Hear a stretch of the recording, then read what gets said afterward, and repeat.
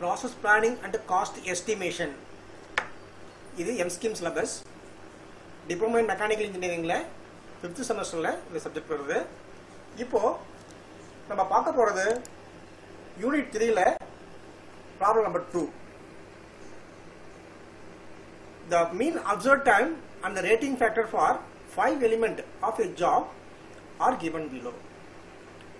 அதுக்கு முன்னாடி பாத்தீங்கன்னா rating factor ஒன்னு கொடுத்திருப்பாங்க, ஒரு observed time ஒன்னு கொடுத்திருப்பாங்க, standard time கண்டுபிடிக்க சொல்லிருப்பாங்க. ஃபர்ஸ்ட் ப்ராப்ளத்துல இந்த ப்ராப்ளத்தை பார்த்தீங்கன்னா 5 எலிமெண்ட் இருக்கு. 5 எலிமெண்ட்டுக்கான ஒவ்வொரு எலிமெண்ட்டுக்கும் observed time எவ்வளோ, rating factor எவ்வளோ அப்படின்னு தனித்தனியா கொடுத்திருக்காங்க. இதை எப்படி கண்டுபிடிக்கலாம்? அது இல்லாம அலவன்ஸ் கொடுத்திருக்காங்க. ஃபேட்டிக் அலவன்ஸ் கொடுத்திருக்கு, பர்சனல் அலவன்ஸ் கொடுத்திருக்காங்க, கண்டின்ஜென்சி அலவன்ஸ் இதெல்லாம் கொடுத்திருக்காங்க. கால்குலேட் த அலோவ் டைம், அதாவது ஸ்டாண்டர்ட் டைமை கண்டுபிடிக்கணும் அப்படின்னு சொல்லியிருக்காங்க.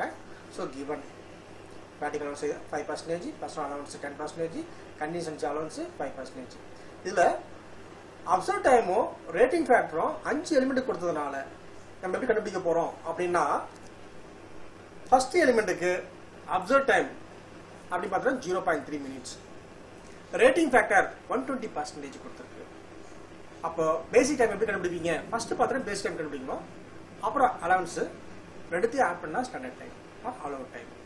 சரி, இப்போ observe time 0.3, rating factor 120%, standard rating எப்பயுமே 100 தான், அதனால 100% போட்டுங்க, கம்பல்சரி போட்டுக்கலாம். ஸோ இப்போ ரெண்டுத்தையும் மல்டிபிள் பண்ணிட்டு 100 டிவைட் பண்ணா என்ன கிடைக்கும் அப்படின்னா 0.36 மினிட்ஸ் கிடைக்கும். அடுத்தது எலிமெண்ட் 2க்கு பார்த்தீங்கன்னா அப்சர்வ் டைம் 0.6, ரேட்டிங் ஃபேக்டர் 100%. இப்போ ஃபார்முலா என்னன்னா observe time into rating factor divided by 100%. So இப்போ 0.6 இன்டு 100, நமக்கு 100 போயிடுச்சுன்னா 0.6 மட்டும் தான் இருக்கும். இப்போ 0.6 மினிட் போட்டுக்கலாம். அடுத்தது எலிமெண்ட் 3ல அப்சர்வ் டைம் 2.2, ரேட்டிங் ஃபேக்டர் 80%. இது எப்படி போடலாம் அப்படின்னா observe time 2.2 into rating factor 80% divided by standard rating 100%. இப்போ இது ரெண்டுத்தையும் மல்டிபிள் பண்ணி 100 டிவைட் பண்ணா 1.76 மினிட் கிடைக்கும். அடுத்தது ஃபோர்த் எலிமெண்ட்டுக்கு 1.5 அப்சர்வ் டைம் மினிட்ல இருக்கு, ரேட்டிங் ஃபேக்டர் 110%. இப்போ ரெண்டுத்தையும் மேலே பெருக்கலாம், பெருக்கி வந்த ஆன்சரை 100 டிவைட் பண்ணா 1.65 மினிட் கிடைக்கும். ஃபிஃப்த் எலிமெண்ட்டுக்கு observe time 1.4 minute, rating factor 90%, மேலே ரெண்டுத்தையும் மல்டிபிள் பண்ணிக்கணும், வந்த ஆன்சரை 100 டிவைட் பண்ணா நமக்கு 1.26 கிடைக்கும். இப்போ இதான் பேசிக் டைமு. 5 எலிமெண்ட் தனித்தனியா இருக்கு, அத்தனையும் ஆட் பண்ணிட்டுனா டோட்டல் பேசிக் டைம் மினிட்ல கிடைக்கும். Next allowance. இப்போ என்னென்ன அலவன்ஸ் கொடுத்துருக்காங்க அப்படின்னு பார்த்தீங்கன்னா fatigue allowance, personal allowance, contingency allowance கொடுத்துருக்கு. மூணும் ஆட் பண்ணா எவ்வளோ வரும்னு பார்த்தீங்கன்னா நமக்கு 20% ஆஃப் பேசிக் டைம். பேசிக் டைம்ல தான் 20%, நல்லா ஞாபகம் இருக்கணும். இது பேசிக் டைம்ல 20%. அப்போ இந்த பர்சன்டேஜை நார்மலா மாத்துறதுக்கு 20/100 போட்டுக்கலாம். ஸோ 20/100 டிவைட் பண்ணிட்டு வந்த ஆன்சரை பேசிக் டைம் 5.63ல மல்டிபிள் பண்ணிட்டா நமக்கு அலவன்ஸ் டைம் கிடைக்கும். ஸோ இப்போ நமக்கு ஸ்டாண்டர்ட் டைம் ஃபார்முலா என்ன அப்படின்னா, இந்த பேசிக் டைமையும் டோட்டல் அலவன்ஸையும் ஆட் பண்ணா நமக்கு கிடைக்கிறது ஸ்டாண்டர்ட் டைம். அப்போ basic time 5.63 minute, total allowance 1.126 minutes, ரெண்டுத்தையும் ஆட் பண்ணா 6.756 மினிட் கிடைக்குது. இதுதான் நமக்கு ஸ்டாண்டர்ட் டைம் 6.756 மினிட்ஸ். தேர்ட் சம்ல பாத்தீங்கன்னா சேம். இப்போ 10 எலிமெண்ட் கொடுத்திருக்காங்க, ஒவ்வொன்றுக்கும் அப்சர்வ் டைம் கொடுத்திருக்காங்க, ரேட்டிங் ஃபேக்டர் கொடுத்திருக்காங்க, அலவன்ஸும் கொடுத்திருக்கு. சப்போஸ் பாலிசி அலவன்ஸ் கொடுத்திருந்தா விட்டுருந்தோம். சரி, இப்போ இதுல பாத்தீங்கன்னா ஃபர்ஸ்ட் எலிமெண்ட்டுக்கு observe time 0.8 minutes, rating factor 100%. அப்போ basic time formula observe time into rating factor divided by 100. So இப்போ இந்த 0.8 100 மல்டிபிள் பண்ணிட்டு 100 டிவைட் பண்ணா நமக்கு 0.8 மினிட்ல கிடைக்கும். அது மாதிரி செகண்ட் எலிமெண்ட்டுக்கு அப்சர்வ் டைம் 1, ரேட்டிங் ஃபேக்டர் 110%. இப்போ ரெண்டுத்தையும் மல்டிபிள் பண்ணிட்டு 100 டிவைட் பண்ணா 1.10 நமக்கு மினிட்ல கிடைக்கும். தேர்ட் எலிமெண்ட்டுக்கு அப்சர்வ் டைம் 0.7, ரேட்டிங் ஃபேக்டர் 120. இப்போ மேலே ரெண்டுத்தையும் மல்டிபிள் பண்ணிடணும், வந்த ஆன்சர் 100 டிவைட் பண்ணா 0.84 மினிட்ல கிடைக்கும்.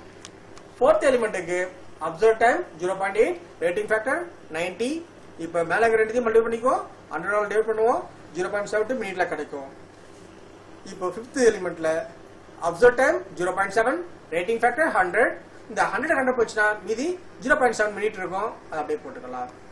6th எலிமெண்ட்டுக்கு observe time 1 minute, rating factor 80%. இப்போ 1 18 பிறகுனா 80 தான், அதை 100 டிவைட் பண்ணா 0.8 மினிட்ல கிடைக்கும். 7th எலிமெண்ட் அதனுடைய அப்சர்வ் டைம் 1.1, ரேட்டிங் ஃபேக்டர் 110. இப்போ மேலே ரெண்டுத்தையும் மல்டிபிள் பண்ணிக்கணும், 100 டிவைட் பண்ணா எனக்கு 1.21 மினிட்ல கிடைக்கும். இப்போ 8th எலிமெண்ட்ல பாத்தீங்கன்னா அப்சர்வ் டைம் 0.9 கொடுத்துருக்காங்க, அதோட ரேட்டிங் ஃபேக்டர் 120. இப்போ ரெண்டுத்தையும் பெருக்கிக்கணும், 0.9ஐயும் 120 மல்டிபிள் பண்ணிட்டு அதை 100 டிவைட் பண்ணா நமக்கு 1.08 மினிட்ல கிடைக்கும். 9th எலிமெண்ட் பாத்தீங்கன்னா அப்சர்வ் டைம் 0.8, ரேட்டிங் ஃபேக்டர் 80. இப்போ ரெண்டுத்தையும் மல்டிபிள் பண்ணா வந்த ஆன்சர் 100 டிவைட் பண்ணா நமக்கு 0.64 மினிட்ல கிடைக்கும். இப்போ 10th எலிமெண்ட் பாத்தீங்கன்னா 0.7, இது வந்து அப்சர்வ் டைம், 100% ரேட்டிங் ஃபேக்டர். இப்போ இந்த 100 போச்சுன்னா 0.7 மினிட் இருக்கும், இதுதான் நமக்கு பேசிக் டைம். இப்போ நம்மகிட்ட 10 பேசிக் டைம் இருக்கு, தனித்தனியா இருக்கு, அதை அத்தனையும் ஆட் பண்ணிட்டா டோட்டல் பேசிக் டைம் கிடைச்சிரும். அது 8.59, இதான் வந்து மினிட் கண்டுபிடிச்சாச்சு. அடுத்தபடியா அலவன்ஸ். டோட்டல் அலவன்ஸ்னா நமக்கு என்ன அலவன்ஸ் கொடுத்துருக்காங்க? ரெஸ்ட் அலவன்ஸ் கொடுத்துருக்காங்க, process allowance, special allowance. So rest allowance 10%, process allowance ஒரு 10%, ஸ்பெஷல் அலவன்ஸ் ஒரு 10%, மொத்தம் 30% of basic time. Basic time அதில் 30%. ஸோ பேசிக் டைம் நமக்கு எவ்வளோ? 8.59 மினிட். ஸோ இந்த மினிட்ஸ் என்ன பண்ண போகிறோம்? 30% என்ன பண்ணணும்? நார்மலா கொண்டு வரதுக்கு பை 100 போட்டுக்கலாம். 30/100 இதை டிவைட் பண்ணிட்டு வந்த ஆன்சரை இந்த 8.59 மல்டிபிள் பண்ணிட்டோம்னா நமக்கு 2.57 மினிட்ல கிடைக்கும். ஸோ இதுதான் நமக்கு டோட்டல் அலவன்ஸ். அப்ப ஸ்டாண்டர்ட் டைமுக்கு ஃபார்முலா என்ன அப்படின்னா, பேசிக் டைமையும் டோட்டல் அலவன்ஸ் ஆட் பண்ணா நமக்கு டோட்டல் ஸ்டாண்டர்ட் டைம் கிடைச்சிரும். அப்ப பேசிக் டைம் 8.59 மினிட்ஸ், அலவன்ஸ் பாத்தீங்கன்னா 2.57 மினிட்ஸ், ரெண்டுத்தையும் ஆட் பண்ணா 11.16 மினிட்ஸ் கிடைக்கும். இதுதான் நமக்கு ஸ்டாண்டர்ட் டைம். ஓகே, இந்த 4th சம் பாத்தீங்கன்னா the elemental times மினிட்ல கொடுத்திருக்காங்க for 4 cycles of an operator having 5 element using a stopwatch are given below. ஒரு 5 எலிமெண்ட், ஒவ்வொரு எலிமெண்ட்டும் ஒவ்வொரு டைம் பண்ணும்போதும் ஸ்டாப் வாட்ச் மேலே கண்டுபிடிக்கும் போது அந்த டைமை ரெக்கார்ட் பண்ணிருக்காங்க. ஃபர்ஸ்ட் எலிமெண்ட்டுக்கு ஃபர்ஸ்ட் டைம் பண்ணும்போது 2.5, செகண்ட் டைம் பண்ணும்போது 2.6, தேர்ட் டைம் பண்ணும்போது 2.3, ஃபோர்த் டைம் பண்ணும்போது 2.4. ஸோ அப்சர்வ் டைம் பார்த்தீங்கன்னா இந்த 4 கொடுத்துருக்காங்க, ஆனால் நமக்கு 1 தான் வேணும். இது எப்படி கால்குலேட் பண்ணுறது? இதில் எலிமெண்ட் 2ம் 4ம் பார்த்தீங்கன்னா மெஷின் எலிமெண்ட், பேசிக் டைமை கன்சிடர் பண்ணிக்கலாம். இது வந்து ஒர்க் அவுட் பண்ணல, ஸோ ரேட்டிங் ஃபேக்டர் தர வேண்டிய அவசியம் கிடையாது. இதுக்கு ரேட்டிங் ஃபேக்டருக்கு 2 ரேட்டிங் ஃபேக்டர் கிடையாது. ஸோ இந்த ஃபார்முலா பயன்படுத்த வேண்டிய அவசியம் இல்லை, டைரக்டாகவே போட்டுக்கலாம். நெக்ஸ்ட் அலவன்ஸ் தனித்தனியாக கொடுக்காம மொத்தமாக கொடுத்துருக்காங்க. 20% ஆஃப் நார்மல் டைமில் கொடுத்துருக்காங்க. ஸோ அப்போ என்ன பண்ணலாம் அப்படின்னா, நீங்கள் வந்த பேசிக் டைமை இந்த 20% கால்குலேட் பண்ணிக்கிட்டா முடிஞ்சு போச்சு. ஓகே, இது எப்படி போகலான்னு பார்க்கலாம். இப்போ எலிமெண்ட்டு 1, 2, 3, 4, 5 கொடுத்துருக்காங்க. ஒவ்வொன்றுக்கும் சைக்கிள் மினிட் கொடுத்துருக்காங்க. இப்போ என்ன பண்ணணும்? ஃபர்ஸ்ட் எலிமெண்ட் பார்த்தீங்கன்னா 4 சைக்கிள் மினிட் கொடுத்துருக்காங்க. இந்த 4த்தையும் ஆட் பண்ணி 4ஆல் டிவைட் பண்ணிட்டோம்னா அதுதான் அப்சர்வ் டைம். ஸோ இப்போ 4த்தையும் கூட்டா 9.8, 4ஆல் டிவைட் பண்ணால் நமக்கு 2.450 கிடைக்கும். இது ரேட்டிங் ஃபேக்டர் 120%. இந்த அப்சர்வ் டைமையும் ரேட்டிங் ஃபேக்டரையும் மல்டிபிள் பண்ணிக்கணும். வந்த ஆன்சரை 100ஆல் டிவைட் பண்ணிட்டோம்னா நமக்கு பேசிக் டைம் 2.940 மினிட்ல கிடைச்சிடும். இப்போ செகண்ட் எலிமெண்ட் வந்து மெஷின் எலிமெண்ட் இருந்தால இப்போ இதனுடைய சைக்கிள் டைமை ஆட் பண்ணிக்கிறேன். 10.3, 4ஆல் டிவைட் பண்ணிக்கிறோம், ஆவரேஜ் கிடைச்சிடும். கிடைச்சா இதான் அப்சர்வ் டைம். இது மெஷின் எலிமெண்ட் இருந்ததுனால ரேட்டிங் ஃபேக்டர் கண்டுபிடிக்க வேண்டிய அவசியம் இல்லை, டைரக்டா வந்த ஆன்சரை அப்படியே இதில் போட்டுக்கலாம். தேர்ட்ல பார்த்தீங்கன்னா 2.2, 2.1, 2.2, 2.2 இது வந்து சைக்கிள் டைம். 4 சைக்கிள் டைம் கொடுத்துருக்காங்க. இந்த 4த்தையும் ஆட் பண்ணி 4 டிவைட் பண்ணிட்டா நமக்கு 2.175 கிடைக்கும். ஸோ இந்த அப்சர்வ் டைமையும் ரேட்டிங் ஃபேக்டர் தான் சேம் தான் எல்லாத்துக்குமே. அப்போ 120%.